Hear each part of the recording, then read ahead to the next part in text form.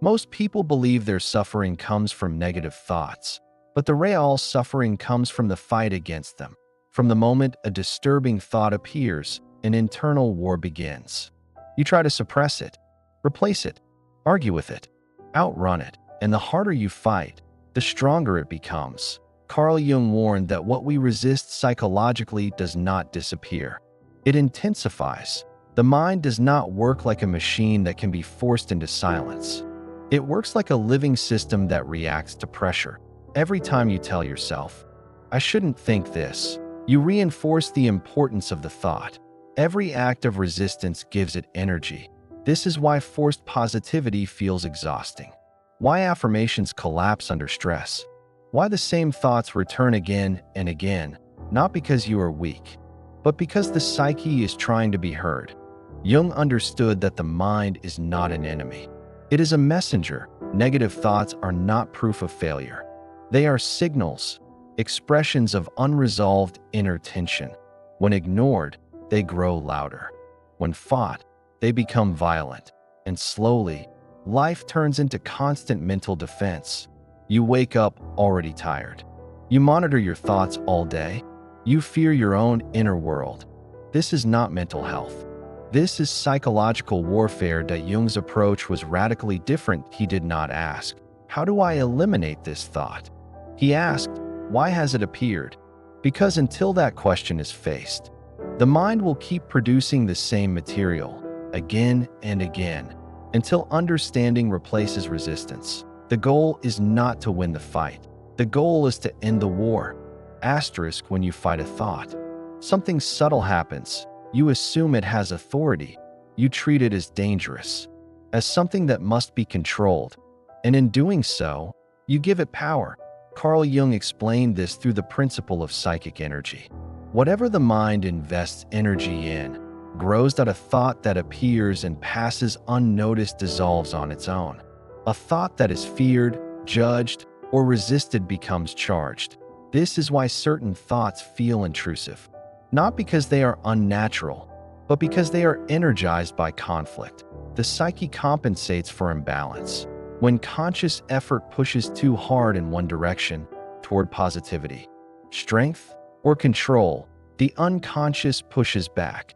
Jung called this enantiodromia, the tendency of things to turn into their opposite. The more you force yourself to be calm, the more anxiety builds beneath the surface.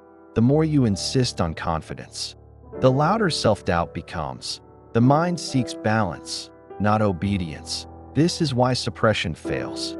What is pushed down does not vanish. It reorganizes in the unconscious, and when it returns, it does so with intensity. Many people believe negative thoughts are irrational, but Jung saw them as symbolic. They are not meant to be taken literally. They are meant to be understood. A thought like, "I'm worthless," is rarely about objective value. It is the psyche expressing unmet needs, unintegrated experiences, or a life lived too far from inner truth. Fighting. The thought treats the symptom as the problem. Understanding the message treats the cause. This is the turning point. The moment you stop fighting your thoughts, they begin to lose their grip. Not because you defeated them, but because you removed the conflict that fed them. The mind relaxes when it is no longer under attack, and in that relaxation, clarity becomes possible. Asterisk most people treat negative thoughts as errors, glitches in the system that must be fixed. Carl Jung saw them very differently. A disturbing thought was not a malfunction, it was a message. The unconscious does not communicate in logic. It speaks in images, emotions, and symbols. Negative thoughts are symbolic expressions of inner conflict. When you think, "I'm failing at life," the psyche is rarely making a factual claim. It is expressing something far deeper. Perhaps a part of you feels unheard. Perhaps your life has drifted away from meaning. Perhaps you are living according to expectations that are not your own. The mind does not argue. It signals, and when those signals are ignored, they repeat, louder and more extreme. This is why the same themes return in different forms. Self-doubt, guilt, fear, a sense of being behind. These thoughts are not random. They often point to what Jung called the unlived life, aspects of yourself that were suppressed for survival, but now demand recognition. The tragedy is that most people respond by attacking themselves. They label the thought as toxic. They shame themselves for having it. They try to replace it with something positive. But the unconscious does not respond to force, that it responds to attention. Jung believed that when a thought appears repeatedly, it deserves respect, not obedience, but curiosity. Instead of asking, "How do I stop this thought?" ask, "What is it asking of me?" This shifts the relationship completely. The thought stops being an enemy. It becomes a messenger, and messengers lose their power once their message is received. Understanding dissolves intensity. This is why insight can feel relieving. Even when it is painful, the psyche relaxes when it is no longer ignored. Negative thoughts do not want to destroy you. They want to complete you. And when that completion begins, the thoughts no longer need to shout. Asterisk. One of the most damaging assumptions we make is believing that every thought represents who we are. Carl Jung rejected this completely. He understood the psyche as a plural system, a constellation of voices, impulses, and perspectives. Thoughts arise. They speak. They pass. But the one who hears them is not the same as the thought itself. When you identify with a thought, you become possessed by it. A single sentence, "I'm not good enough," can reshape your entire sense of self. Not because it is true, but because you collapsed identity into content. Jung believed psychological health begins the moment this fusion breaks. Instead of saying, "I am anxious," you learn to say, "Anxiety is present." This is not denial. It is differentiation. Differentiation creates space, and space creates freedom. The observing position allows you to witness thoughts without obeying them. You don't argue. You don't suppress. You don't analyze endlessly. You notice. And in noticing, the thought loses urgency. This is because urgency comes from identification. When you stop being the thought, it no longer controls action. Jung compared this to standing on a mountain watching clouds pass below. The clouds may be dark or violent, but they are not the mountain. The mind becomes calmer when it realizes it does not need to fight its own content. This observing awareness is not passive. It is deeply stabilizing, because once you recognize that thoughts are experiences, not commands, you regain choice. You can listen without submitting, reflect without collapsing, respond without reacting. This is the foundation of mental strength, not the absence of negative thoughts, but the ability to coexist with them without losing yourself. Asterisk. There is a voice in your mind that speaks with authority. It judges. It predicts failure. It warns you not to try. Most people assume this voice is them. Carl Jung knew better. He observed that this voice is often an internalized authority, a psychological echo of early experiences, parents, teachers, moments of shame, conditional approval. Over time, these voices are absorbed into the psyche and begin to speak as if they were truth. This is why the inner critic sounds absolute. You always mess things up. You're not enough. Don't try, you'll be exposed. Notice the language. It does not reflect. It condemns, and yet many people obey it automatically. Jung believed this obedience was one of the main sources of suffering, because the inner critic is not wise. It is rigid. It does not learn from growth. It does not update with evidence.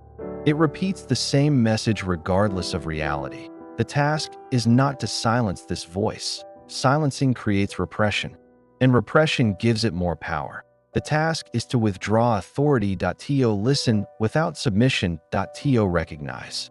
This is a voice in me, not the voice of me. Jung used a method called active imagination to relate to inner figures consciously. You don't argue with the critic. You observe it. You notice its tone, its age, its fear.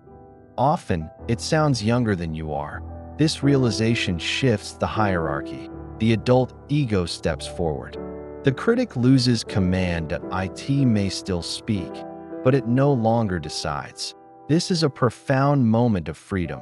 You stop confusing harshness with truth. You stop mistaking fear for wisdom, and slowly, self-trust begins to form. Once you stop fighting your thoughts, and once you stop obeying them, a new possibility opens. You can engage them. Carl Jung called this process active imagination. It is not visualization. It is not fantasy. It is not positive thinking. It is a dialogue with the unconscious. Jung discovered that many negative thoughts behave like autonomous beings. They have tone, emotion, intent. When ignored, they become hostile. When fought, they become tyrannical. But when approached with attention, they begin to transform in active imagination. You allow a troubling thought to take form. It may appear as an image, a voice, a figure. You do not censor it. You do not moralize. You ask a simple question. What do you want me to know? This question changes everything, because the psyche does not want destruction. It wants balance. Often, negative thoughts reveal unexpected intentions. Fear may be trying to slow you down. Self-criticism may be demanding growth. Doubt may be protecting you from a false path. These messages are distorted when unconscious. They become destructive only when unheard. Jung believed that when a thought is allowed to express itself fully, it loses its compulsive force. This is integration, not agreement, not indulgence. Integration. The ego remains in charge, but it listens. Over time, the relationship shifts. Thoughts stop ambushing you. They approach instead. This is why people who practice inner dialogue report less anxiety, not more. The mind relaxes when it no longer needs to shout. Active imagination turns the inner world from a battlefield into a council, and when the psyche feels respected, it stops rebelling. Most people believe mental health means eliminating negativity. Carl Jung believed the opposite, that he saw psychological maturity as the ability to hold contradiction without breaking. Life is not consistent. You will feel confident and afraid, strong and uncertain, motivated and exhausted. The fragile mind demands resolution. It wants one answer, one identity, one emotion. So it swings between extremes. I'm capable. I'm a failure. This instability is not caused by emotion, but by intolerance of tension. Jung called the ability to remain in tension the transcendent function. It is the psyche's capacity to grow by enduring discomfort long enough for a deeper truth to emerge. When you rush to eliminate negative thoughts, you prevent this growth. You replace complexity with slogans, depth with certainty. A trained mind does not rush. It allows fear and courage to coexist. It allows doubt and commitment to stand side by side. This is not confusion. It is strength, because when opposites are allowed, they begin to inform each other. Fear sharpens wisdom. Doubt refines direction. Pain deepens meaning. This is why people who can hold inner tension are less reactive. They don't explode under criticism. They don't collapse under uncertainty. They listen. They evaluate. They respond deliberately. Jung believed that wholeness, not happiness, was the goal of psychological development. Wholeness includes darkness, and the mind that can hold darkness without panic becomes resilient. This is mental strength, not rigidity. Not positivity, capacity. At some point, real change requires a difficult shift, not control, not analysis, but acceptance. Carl Jung believed that suffering continues not because pain exists, but because we refuse to allow it a place. Negative thoughts persist when they are treated as intruders. Radical acceptance does not mean agreeing with them. It means recognizing their existence without judgment. This is one of the most misunderstood ideas in psychology. Acceptance is not surrender. It is grounding. When you say, given what I've lived, it makes sense that this thought exists. The inner war stops. The psyche no longer needs to defend itself. Jung observed that people often fear acceptance because they believe it will trap them in negativity. The opposite is true. What is accepted loses its compulsive grip. What is rejected tightens. Acceptance tells the unconscious, I am listening. And once listened to, the psyche begins to reorganize itself naturally. This is why insight often brings relief even when nothing externally changes. Inner peace is not the absence of negative thoughts. It is the absence of resistance to them. When resistance drops, thoughts come and go like weather. They no longer define identity. They no longer dictate action. You become the ground beneath experience. This is the quiet strength Jung pointed toward, not optimism, not control, but a deep trust in the psyche's capacity to heal when allowed to function as a whole. Asterisk, you were never meant to fight your mind. The psyche is not an enemy. It is a system seeking balance. Carl Jung understood something modern culture often forgets. Mental strength is not domination. It is relationship. When you stop fighting your thoughts, you stop feeding them. When you stop obeying them, you reclaim authority. When you stop identifying with them, you regain freedom. Negative thoughts do not disappear overnight. They soften, they lose urgency. They become information rather than commands. This is what real inner freedom looks like. Not silence, not perfection, but space. Space between stimulus and response. Space between thought and identity. Space for choice. Jung believed that the goal of psychological life was not happiness, but wholeness. And wholeness includes everything you try to escape. When you no longer fear your inner world, it stops attacking you. The war ends not because you won, but because you laid down your weapons. And in that quiet, something stronger than control emerges: clarity, stability, peace.